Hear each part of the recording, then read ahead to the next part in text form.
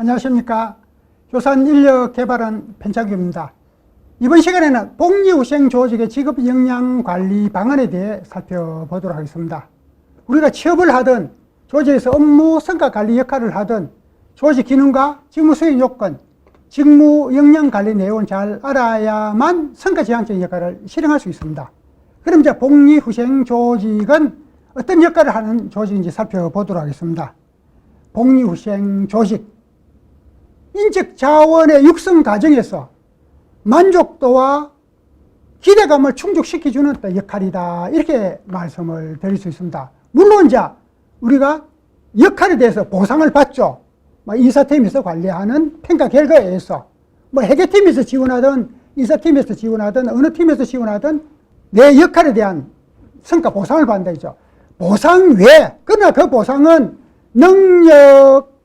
능력은 이제 성과에 의해서 하였던 성과급의 편차가 발생되고, 그 다음에 우리나라는 직무급이 아니고, 직무급 같으면 직무 어떤 수준에 따라서, 직무급은 프로 선수들의 연봉 개념하고 같이 연계시키면 됩니다. 어떤 포지션이든 능력이든 뛰어나면 연봉이 많고, 그렇지 않으면 연봉이 적고, 그 형태가 이제 직무급과 같은 어떤 개념인데, 우리나라는 연봉 서열 개념에, 물론 이제 점진적으로 이제 직무급 연봉을 추구해가는 패턴은 있습니다. 이때라도 아직 이제 정착된 단계는 아니기 때문에, 그러면 이제 연봉 서열 단계다. 그러면 직급이 높고 오래된 사람은 보상 수준이 높고, 그렇지 않는 사람은 보상 수준이 낮다 이거죠.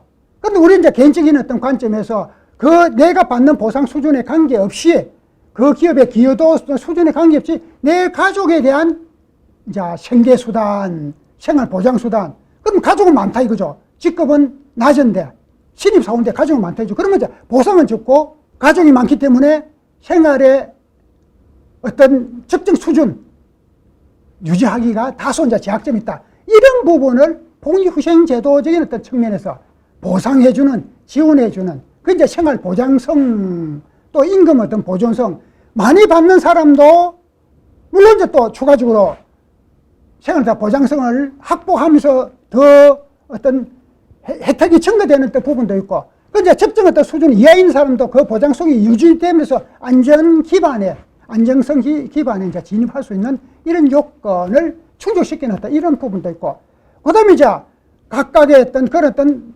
생활보장성이든, 그 다음에 이제 종합적인 어떤 지원 어떤 체계든 하더라도 특정 부분에, 예를 들어서 자녀 학자금이다. 그럼 자녀가 없으면 혜택이 받지 못하지 않습니까? 그럼 이제 다른 복지, 거기에 관련됐던 다른 복지를 선택할 수 있는, 나는 학자금이 없는 대신 건강검진비라든지, 그 다음에 체육 어떤 훈련, 건강을 관리할 수 있는, 또 건강검진을 받을 수 있는, 또 휴가를 즐길 수 있는 이런 또 비용을 이제 대체해서 선택하겠다. 이런 부분 이제 선택적 복지, 이런 항목도 있습니다. 그래서 어떤 복지의 어떤 형태가 생활보장성, 그 다음에 하나의 어떤 기획 균등성, 공정성을 이제 유지하기 위한 어떤 선택적 어떤 복지, 이런 어떤 측면. 그래서 이제 보상 차원보다 지원적인 어떤 차원이 복리후생의 기본 역할이다, 이렇게 말씀을 드릴 수 있습니다. 그래서 이제 자료에 있듯이 주 보상의 일환으로 휴가라든지 주거 안정이라든지, 그다음 이제 주거 안정 이런 부분 이제 어떤 주거 시설을 마련해서 해당되는 요건에 충족되는 사람은 이제 그 시설을 이용하면서 아주 저렴한 비용으로 이제 이용하게 하는 이런 제도도 그렇고, 그다음에 이제 건강 관리를 할 수 있는 어떤 티켓을 지원해 준다든지, 또 시설을 직접 이제 설치해서 운영한다든지 이런 유형들의 역할이다. 그다음에 핵심 역할은 결국 조직원들의 근무 환경, 그 다음에 어떤 요구 수준, 기대하는 만족도 요건, 이 부분을 충족해서 어떤 지속감과, 그 다음에 역할에 대한 만족성과, 그 다음에 보상 수준에 대한 어떤 기대감, 충족감을 느낄 수 있도록 관리해주는, 지원해주는 어떤 역할. 그래서 이제 앞에서 공정성, 어떤 균등성, 균형성, 이런 말씀을 드렸습니다. 특정한테는 쏠리고, 특정 대상한테는 뭔가 상대적으로 그 혜택이 적게 분배되고 이러면 그건 타당하지 못하게 됩니다. 그로 해서 또 다른 복지는 추가적인 혜택인데, 급여성 외에 추가적인 혜택인데, 그런 편차가 발생되면 그 부분이 불만의 요인으로 해서 오히려 복지를 실행하지 않는 것보다 더 못한 결과가 발생되는 경우가 있습니다. 차별성으로 인식되어 버리면 그거는 어떤 운영상의 마이너스 요인이 이제 발생될 수 있겠죠. 그래서 기본적으로 균등한 어떤 혜택, 그래서 의욕을 항상 지키고 기업의 성장성을 또 추구해 가고, 더 많은 어떤 기대 가치를 또 사업적 수익을 실현해서 그 금액의 일부를 다시 이제 복리후생 금액으로 전환해서 이제 또 추가적으로 급여성 외에 지원해주는, 물론 이제 급여성 외라는 부분이 성과급은 급여성으로 이제 같이 연계가 되는 겁니다. 연계가 되는데, 이제 총괄적으로는 이제 하나의 어떤 수익적인 개념에서 급여와 같은 어떤 개념이 되더라도 운영의 형태는 기본 어떤 급여와 성과급은 급여성이고, 이거는 급여성을 지원해주는 그런 내용이다, 이렇게 이해를 하시면 됩니다. 그 다음에 이제 성과관리는 기본적으로는 뭐 조직적인 어떤 입장에서는 복리후생이 다양하고 많으면 더 좋죠.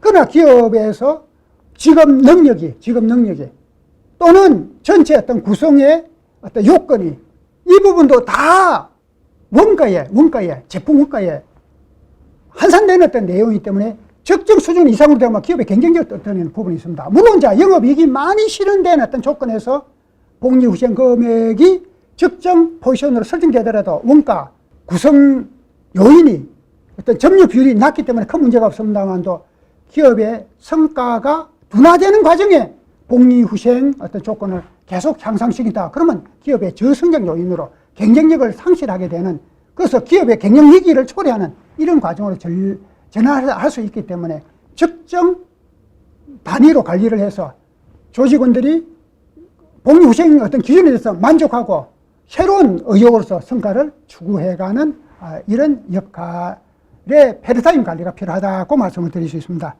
그 다음에 이제 직무, 역량, 담당 역할, 그 다음에 조직원들의 어떤 생활 리듬적인 어떤 패러다임, 그런데 소직원들의 어떤 개별 정보가 아니라 평균적인 어떤 분포도, 예를 들어서 학자금을 지원한다, 어느 계층에 얼마 많은 대상이 있고 그 대상은 분포적으로 균등성을 갖느냐, 그럼 특정 어떤 계층에 편차가 지버린다. 예를 들어서 학자금인데 대학생만 준다. 그러면 대학생 자녀가 없는 다수 인력들은 군 혜택의 대상에서 배제되니까, 그러면 대학생의 자녀 학자금이 없는 경우에는 선택적 복지적인 형태에서 중고등학생을 대상으로 또 한다. 그러면 이제 또 금액적인 차이가 있죠. 그러면 이제 대학생한테는 200만 원이다. 중고등학생은 100만 원이다. 100만 원은 또 이제 건강관리 검진비라든지 휴가비라든지 다른 곳으로 전환할 수 있도록, 그래서 전체 어떤 구성원이 일정한 균형 있는 혜택을 받을 수 있는,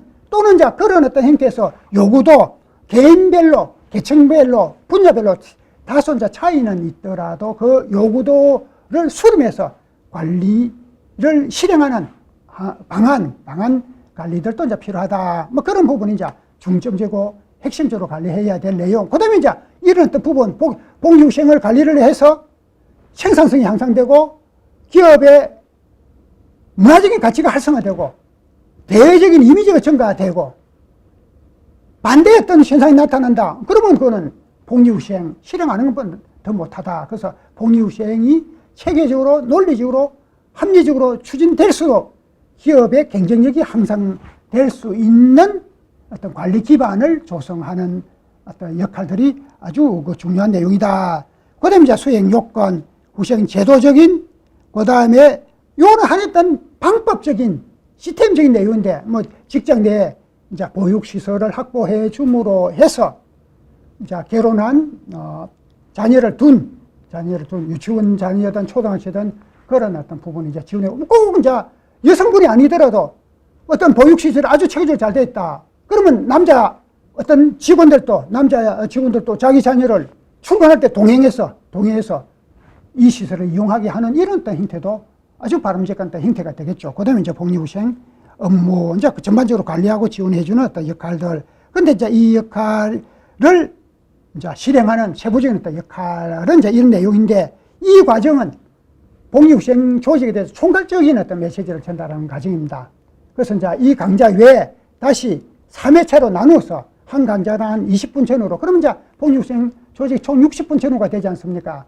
그 내용에는 아주 세부적으로 방법적인 어떤 내용까지 학습할 수가 있고, 여기는 이제 포괄적이고 총괄적인 개념을 또 하나의 어떤 업무 역할의 어떤 패턴을 제시하는 내용이니까 좀 함축해서 이제 설명을 드리고 있습니다. 이 부분에서 충분히 이해가 됐다 그러면 세부적인 어떤 강좌 학습을 안 해도 되더라도 더 이제 세부적인 학습이 필요한 경우에는 이제 다른 강좌, 3회차로 구분되어 있는 강좌를 이용하시면 훨씬 더 많은 도움을 받을 수 있다. 또 이런 역할을 실행하는 데는 능력과 지식과 업무 행동이 필요하다. 그 다음에 이제 적성, 어떤 사회적인 패러다임, 문화적이나 정서적이나 가치, 그 다음에 경쟁기업의 하나의 어떤 복지 제도적인 또 임금 어떤 수준적인, 그 다음에 또 조직원들의 또 역량적인 이런 또 정보 파악도 필요하고, 뭐 노동 환경, 조직원들의 요구도, 조직원들의 이제 자녀 어떤 분포도라든지 또 가족 어떤 구성 현황이라든지 뭐 이런 어떤 특성들을 파악해야만 건강관리비를 지원할 건지, 체육 어떤 행사, 체육 어떤 관련 어떤 비용을, 건강관리 비용을 지원하면 재직자인 당사자는 아니더라도 가족들이 이용할 수 있는 그런 형태인지, 뭐 1인 가구에 있던 조직원이다 그러면 뭐 이 혜택이나 저 혜택이나 자기 중심적으로 실행하지 않으면 모든 혜택은 포기해야 되지 않습니까? 그러면 야, 누구는 이만큼 혜택인데 나는 이랬나, 이래 그러면 이제 뭐 서두에도 말씀드렸다시피 상호 개념의 어떤 편차로 해서 불만이 제기될 수 있고, 이거는 복지는 정말 즐겁기 위해서 실행하는 형태인데 누구는 즐겁고 만족하고 얼굴에 웃음꽃이 활짝 피는데 누구는 거기에 의해서 상대적으로 불편감을 느껴야 된다. 그러면 그거는 운영상의 적정성이 확립되지 못했던 내용이다. 그래서 이제 운영상의 균형성, 적정성, 이제 통일성은 아니더라도, 그건 이제 차별일 수밖에 없습니다. 그러더라도 선택적인 어떤 복지를 통해서 균형성을 갖추어야 된다 하는 형태는 또 통솔적이고 능동적이고 어떤 의사결정을 효율적으로 이제 조율해 갈 수 있는 역량들을 갖춰야 된다. 어떤 실무자적인 형태는 복리적인 이제 정책적으로 제도적으로 운영되는 어떤 형태이기 때문에, 물론 이제 실무자 어떤 형태도 이 어떤 형태에 지원해주는 형태 역할들도 있겠죠. 그러나 복리후생 조직은 그중 관리자의 어떤 패턴부터 중점적인 어떤 역할을 한다. 물론 단순한 어떤 지원 업무도, 행정 어떤 처리 업무도 파생은 되더라도 기본 어떤 역할의 어떤 패턴은 관리자적인, 그렇다고 해서 복리후생의 어떤 업무 가치가 아주 높은 것도 아니고, 그렇다고 해서 아주 이상적이고 반복적인 업무가 빈번하게 발생되는 형태도 아니고, 이제 그 레벨에 있다 보니까 이제 관리 리더자 중심의 능력과 운영 요건들이 확립된다. 그 다음에 이제 역량 개발적인 어떤 관점에서는 이제 실무자에는 이제 기본 어떤 개념, 인사제도의 어떤 특성, 그 다음에 이제 종사자들의 혜택의 어떤 패턴, 선택적 복지의 어떤 선택의 어떤 패턴, 또 생활보장성 어떤 복지의 어떤 유형, 뭐 공정성을 관리할 수 있는 어떤 방법론은 어떠한지, 뭐 이런 내용이 이제 실무자와 관리자에게 필요한 어떤 역할들이고, 리더자에는 제도적인, 그 다음에 이 급여 성과, 그 다음에 복리후생적인 형태가 기업 성장성에, 업무 만족도에, 조직 몰입도에, 업무 어떤 프로세스 관리에 얼마만큼 영향을 미치느냐 하는 어떤 관점의 관리 역할들, 자료 분석들, 그 다음에 새로운 어떤 제도, 연구들, 이런 부분이 필요하다. 이 복지제도는 어떤 사회적인 패러다임의 시대적인 형태에 따라서 다소 한 3, 4년마다 상당 부분은 이제 분류 조정하고 폐지하고 새로운 어떤 복지 어떤 과제들을 설정하고, 이런 어떤 리드미컬한 역할이 필요한 조직 분야다, 이렇게 말씀을 드릴 수 있습니다. 이 교육 프로그램은 효산인력개발에서 지원하고 있습니다. 효산인력개발은 홈페이지인 HSOJT에 가시게 되면 직무 분야별로 직업 역량 온라인 교육이 한 28회차, 30회차 분야마다 약간 몇 회차의 차이는 있더라도 아주 디테일한 내용의 직무 역량 개발, 또 역할을 실행할 수 있는 방법론을 학습할 수 있는 교육 프로그램이 운영되고 있습니다. 필요할 경우 활용하시면 많은 도움이 될 것입니다. 감사합니다.